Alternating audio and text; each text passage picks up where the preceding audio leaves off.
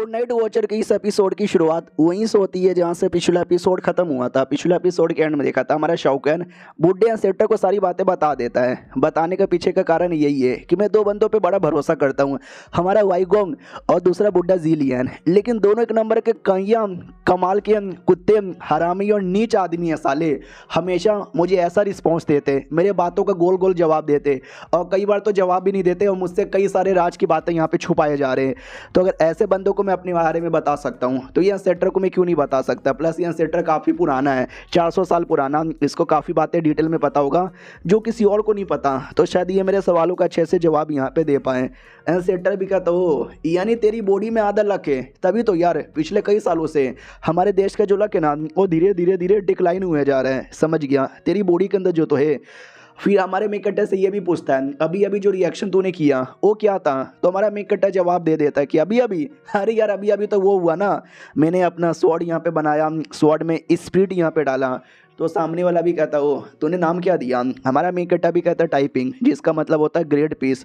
तो वो हंसने लग जाता है और कहता है वाह वाह क्या बात तुमने बोली है, मज़ा आ गया। और तुमने स्वॉर्ड को भी काफ़ी अच्छा नाम यहाँ पे दिया। उससे मुझे याद आया कि जितना ज़्यादा तुम्हारा लेवल अप होगा उतना ज़्यादा तुम्हारा फ़ायदा भी होगा। हमारा मेकट्टा भी कहता है यार तुमने कुछ और, आमीन आपने सही बोला, लेकिन मेरा ये जो प्रॉब्लम है उसका कोई सलूशन नहीं है क्या। वो भी कहता सलूशन अगर बताता अगर तुम हमारे अलायंस के मेंबर बन जाते हैं, लेकिन तुमने तो बना ही नहीं तो मैं नहीं बताऊंगा।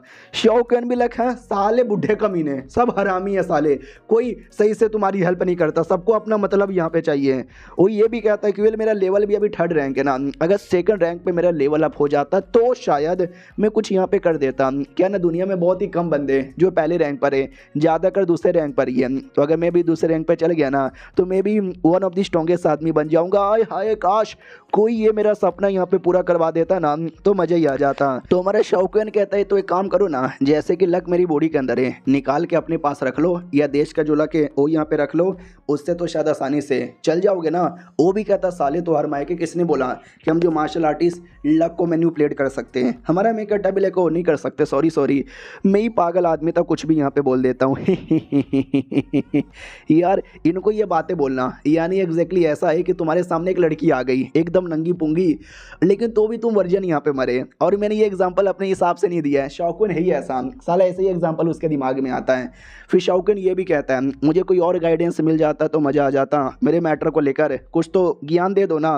वो भी कहता हो कि ठीक है, सबसे पहले जो करंट सुपरवाइज़र है, अगर करंट सुपरवाइज़र तुमको मरवाना चाहता है तुम्हारा लक यहाँ पे लेने के लिए, तो मुझे ऐसा लगता है ये पॉसिबल नहीं है, क्योंकि इससे तुम्हारा जो लक है ना वो वापस यहाँ पे चल जाएगा। ऐसा ही कुछ बोला था ना जी क्वेन ने। जी क्वेन वो आत्मा जिसको मार के हमारे मेकट्टा ने सवाल पूछे थे, तो उसने काफ़ी सारी चीज़ें डिटेल में बता दिया था अगर आपको याद हो तो मुझे ऐसा लगता है हाँ दाल में तो कुछ काला है, बातें कुछ समझ नहीं आ रहा। मुझे नहीं लगता तुमको वो मारना चाहता है, अगर मारना चाहता तो आसानी से मार डालता। तो शाओकैन भी कहता हो यानी जो करंट सुपरवाइज़र है उसका प्लान कुछ और है और ये जी क्वेंग उससे बातें समझने में कुछ और हो गया।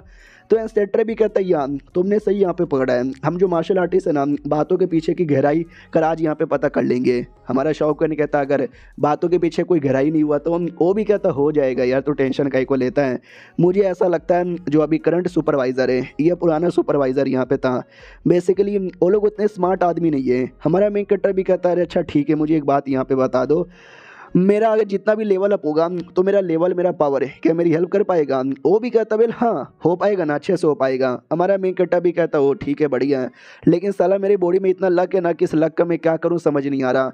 वो भी कहता है अगर तूने मेरे को थोड़ा सा स्पिरिचुअल रूट ला के दे दिया लोटस का तो शायद मैं तेरी कुछ और भी हेल्प कर सकता हूँ। हमारा मेकट्टा भी कहता है थोड़ा सा दूंगा तो चलेगा। वो भी कहता है या थोड़ा सा तो नहीं, थोड़ा सा नहीं, थोड़ा सा नहीं, थोड़े से काम नहीं चलेगा, मुझे ज़्यादा चाहिए। शाओकैन भी लाइक ओ यानी ये बुढ़ा कब से बातें घुमा रहा था मुझसे लोटस का जड़ यहाँ पे लेने के लिए। हाँ लेकिन नहीं है मेरे पास, मैंने बुढ़े जी जियान को दे दिया है, वो कंजूस मरवाड़ी बुढ़ा मुझे नहीं देगा। आई एम सॉरी यार मैं कुछ भी नहीं कर सकता। वो भी कहता तो जाओ यहाँ से। हमारा मेकट्टा भी कहता नहीं यार एक और सवालों का जवाब दे दो। जो पुराना सुपरवाइज़र था फर्स्ट जनरेशन का सुपरवाइज़र, तुमने उसको देखा है क्या। वो भी कहता या ये कहानी है 500 साल पहले की, मैंने उसको देखा भी था, झूठ नहीं बोलूँगा। क्या लड़का है भाई, एकदम कूल, एकदम हैंडसम, जैसे तुम हो ना वैसे वो बहुत ज़्यादा हैंडसम था। और उस समय का राजा जो कि मेरा बहुत ही बढ़िया दोस्त था, और राजा उसका भी बढ़िया दोस्त था। राजा ने ही मेरा इंट्रोडक्शन यहाँ पे करवाया था, और दोनों अकेले घूमने भी जाते, दोनों साथ में मतलब मस्ती मजाक करते, साथ में कोठे पे भी जाते। मैंने तो ये भी सुना है कई बार है ना वो कमरे के अंदर भी एक ही साथ जाते थे। तो शौकन भी लग है, अबे साला मुझे ऐसा लग रहा है वो दोनों दोस्त नहीं, दोनों गे थे, और कमरे में किसी कोठी वाली के साथ नहीं, दोनों ही आपस में लगे पड़े रहते होंगे। ओके ठीक है भाई, आपने इतना ज्ञान दे दिया, बाय बाय बोलना चाहूँगा। तो बाय बाय बोल के निकल जाता है। पीछे से बोला भी जाता है, सोच लो यार मुसीबत आने वाली है, इससे बचने का सबसे बेहतरीन तरीका है दुनिया से दूर चले जाओ, अल्लाह की कोने में जाके अकेले अपनी ज़िंदगी काटो, यहाँ पे रहोगे तो लोले लगेंगे। शौकन कहता है मेरे ज़िंदगी में लोले लिखे पड़े हैं, लेकिन मैं कभी लोलों से नहीं डरता, हमेशा सामना करके आगे बढ़ता हूँ।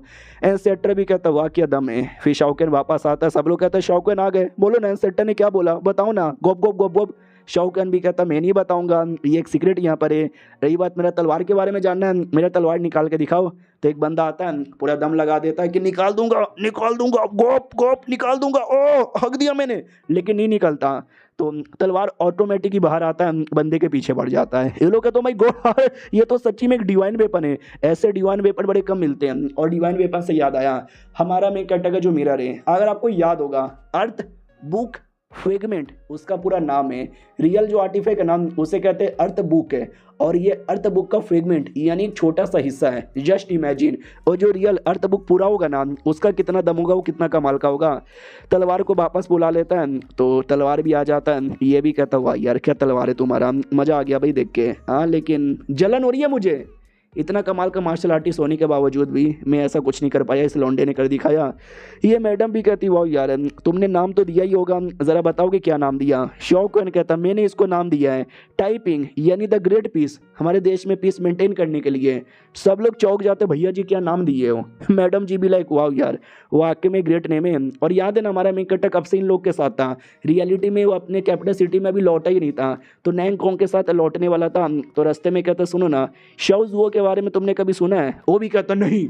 हमारा मेन कैरेक्टर ब्लैक है, अब इतना एटीट्यूड में ना कौन बोलता है। उससे मुझे याद आया ये नंबर 2 और नंबर 4 साले कहाँ मर गए, बोले थे मैं आ जाऊँगा, साले आ भी नहीं रहे, मुझे नैंगकॉन्ग के साथ ही जाना पड़ेगा। अबे घोड़े पे जाते जाते मैं भी और घोड़ा थक जाएंगे, सोचा था भाई वो मुझे उड़ा के लेके चल जाते तो। और ये चैप्टर यहीं पे ख़त्म हो जाता है। देखते हैं कैपिटल सिटी में कब जाता है और आगे क्या क्या होता है, क्योंकि ये वाला तो इवेंट लगता है यहीं पे ख़त्म हो चुका है, अब निकल चुका, तो अब क्या ही दिखाएंगे, लोटस वाला मामला ख़त्म हो चुका है, अब कोई नया मामला आएगा। और मुझे फूशियन चाहिए अगले एपिसोड में, राइटर कुछ भी कर फूशियन को वापस ला, लंबे समय से नहीं देखा हूँ।